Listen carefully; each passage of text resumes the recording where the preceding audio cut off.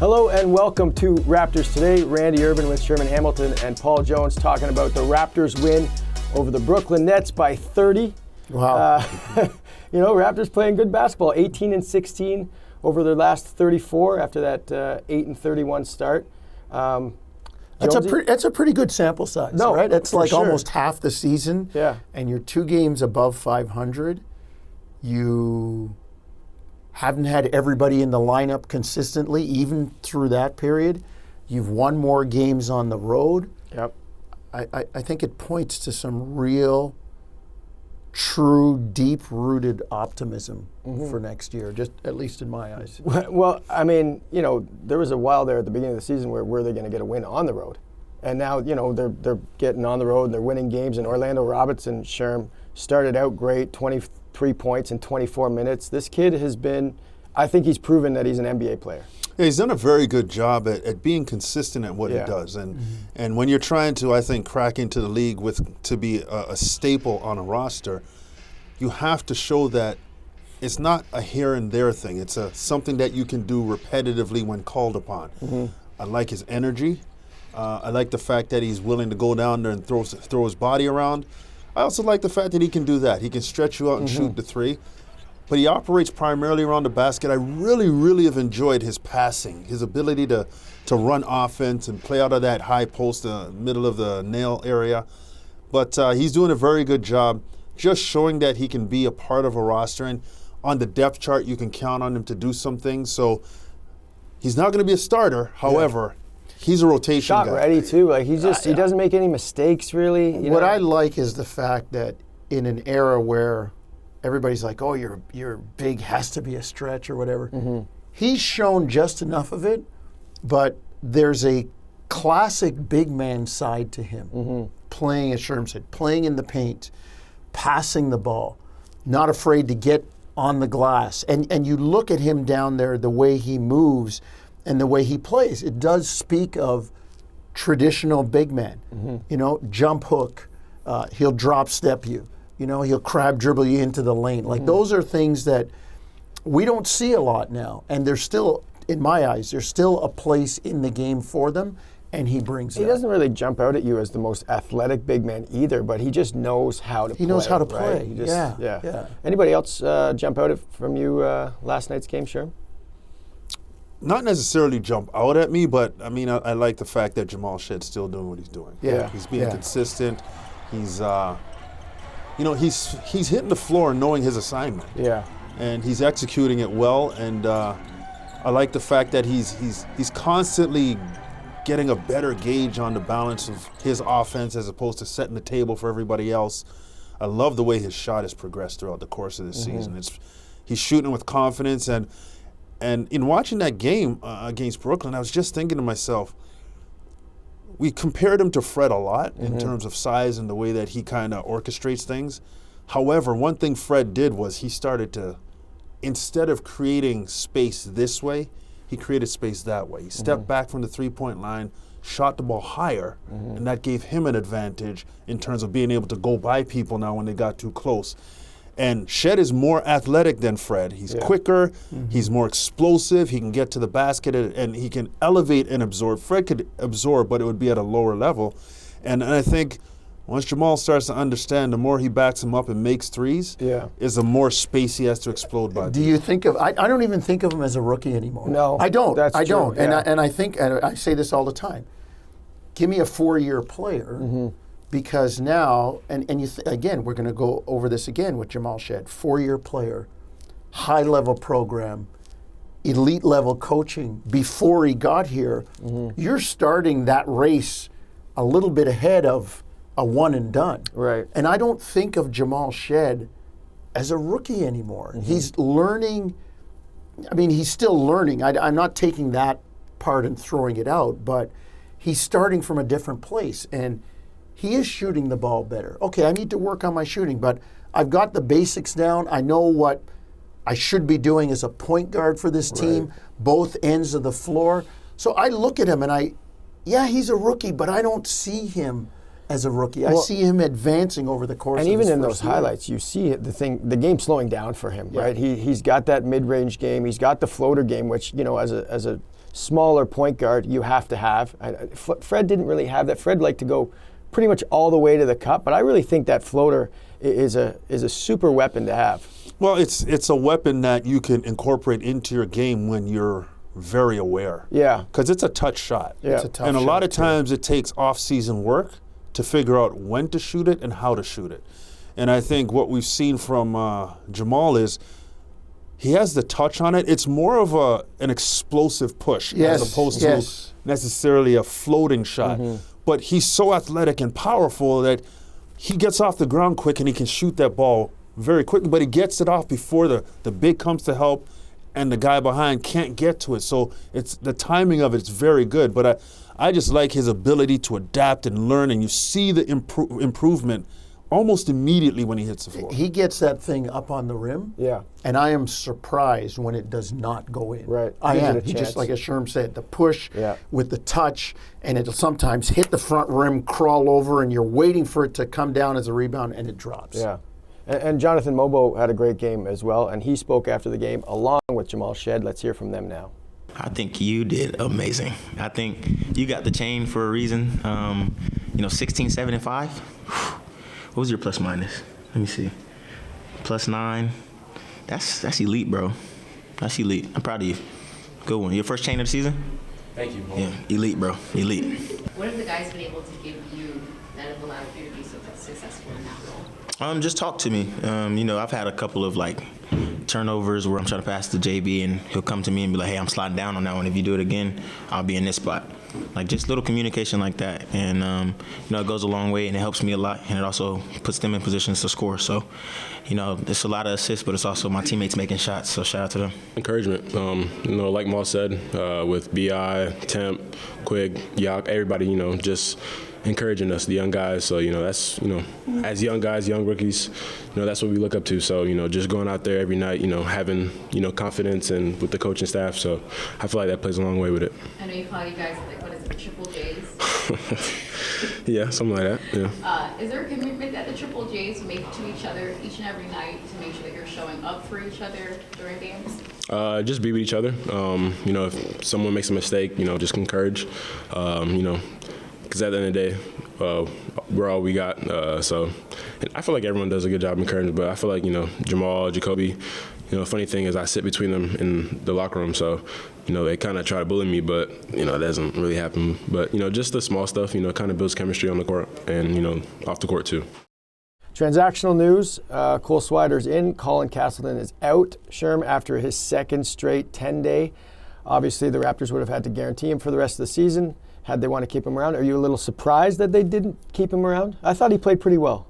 I thought he took advantage of his opportunity. Am I surprised? No, they're still doing the search and find thing, trying to figure out different players. But what I can say for Colin Castleton was that I thought he got a very, very good opportunity to present himself.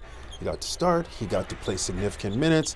He really got to show what he can do. And guys will tell you, on 10 days, sometimes it's tough to really get a chance to be a part of it. Some guys come up and don't even play for the 10-day and get sent off. So he got 2 of them. He got a lot of minutes. He got a lot of reps, and I thought he did a good job of representing himself and his game.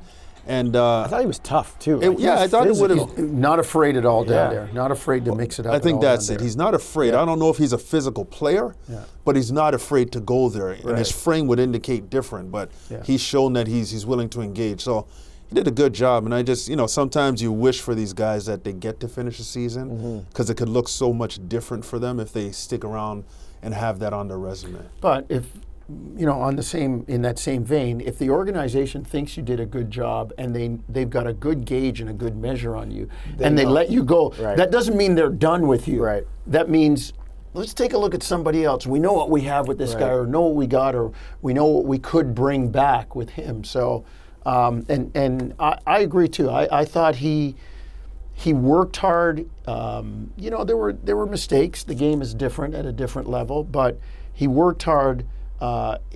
He looked like he was always trying to do the right thing out on the floor. Some guys come in on a 10-day, it's like, hey man, I'm getting mine, and I'm also on playing with these guys, but I'm also on tryout for the other guys. And I don't care if these guys know that I'm trying to get looks with those guys too. I didn't get that from Castleton. He seemed like he was all in with what was going on here in Toronto. So what are they getting with Cole Swider? The numbers were good in the G League. Like 21 points per game, 48 from the field, decent amount of rebounds, shares the ball a little bit. What can the Raptors expect from him, Sherm, in his? Well, we saw it in the game a bit. I mean, he came out confidently, was ready to shoot the ball. Yeah. No hesitation. And again, understanding the opportunity you have in this moment, the season's winding down, and you're looking and projecting forward. How is my summer going to look? Come September, how is that going to look?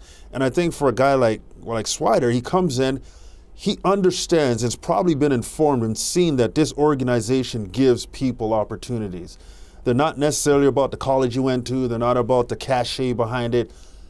They see something in you. They want to see if you can play. And they'll give you that opportunity. And I think for him, just be yourself. Yeah, I mean, you showed in the G League what you Yeah. could do. Don't try to step outside of yourself in this 10-day. And I'm sure he's aware of this. I'm not telling him anything he doesn't know. Yeah. But I thought he did a good job of representing himself in the first game he got in against Brooklyn. Teams lose games, especially in the playoffs and the postseason, when you go away from your personality. Right. To that point, if you're a shooter and you come to the NBA don't all of a sudden try to play defense or try to be a distributor. You can't, you're a shooter, shoot. And show what you do best to give yourself the best chance. And I thought he came in the game and he squeezed off a couple, not bad ones, but he got a couple of good looks and was not afraid to take them. And they always say that, you tell kids when you go to a tryout, well, how do I make the team? What do you do best? Well, I think I'm a good defender. Then pick up the best guy and defend him. Yeah. What do you? Well, I'm a passer. All right, get into the lane and find people. Do what you do best to give yourself the best chance of being being picked up. It's an interesting thing for the head coach too to try to amalgamate all these guys. He didn't.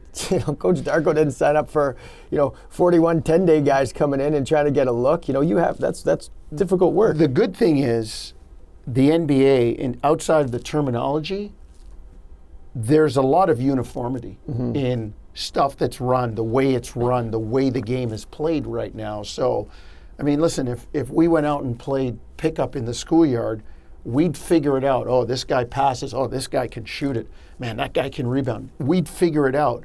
And I think knowing a little bit of that before they hit the floor is an advantage for Darko and his coaching staff. And okay, let's try to put this kid into situations where he can do what he does best within our framework. And sure, from a front office point of view, you're seeing them identify players that are clearly good players, players that can help organizations. Otherwise, they wouldn't be winning these games. Like all the other teams around them aren't winning these games. Yeah, I don't know if that's an indicator of why they're winning. Yeah. I mean, the race to the bottom is fierce.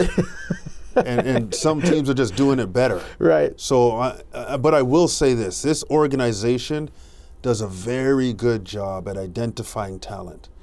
And no matter where it comes from, they just know what talent looks like to fit what they're trying to do here. And this has been consistent. And that's why you look at all the young guys on this team, Battle, Mogbo, Shead, all these guys they're not these high draft picks that come in and we're like, all of them can play. Right. Yeah. And it's because this organization does their homework. The Spurs used to be the model of that, being able to find those late first round, second round, undrafted players. Because they had to where they were picking. Now we see the Raptors kind of take that mantle in terms of just finding constantly these gems later on in the draft or even undrafted players. And you just got to tip your hat to the fact that they've got a staff that goes out there and they turn everything over to find players. That's where you make your money. Right. Any idiot, I could pick a top five. Right. I mean, I know who they are, but Right. can you find a guy who was at 43 or a guy who wasn't drafted? I mean, that's where you make your money. Yeah. All right, guys, got to stop it there.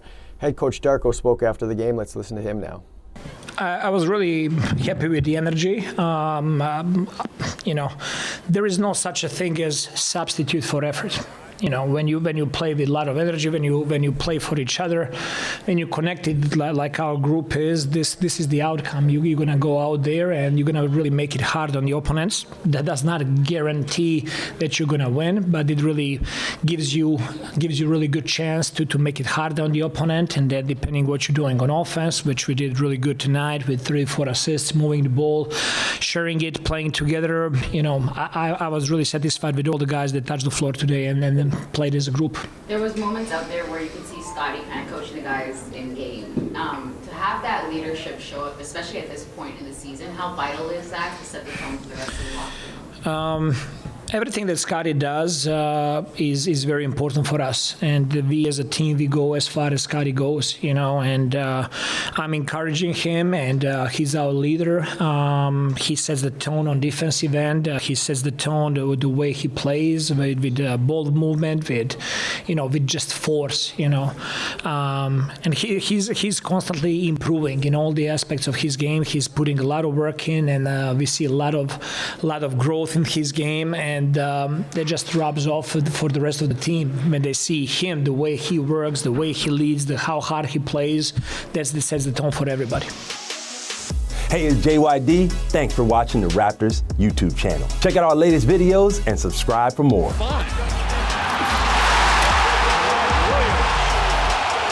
away by the Raps on the run. Fits to JYD.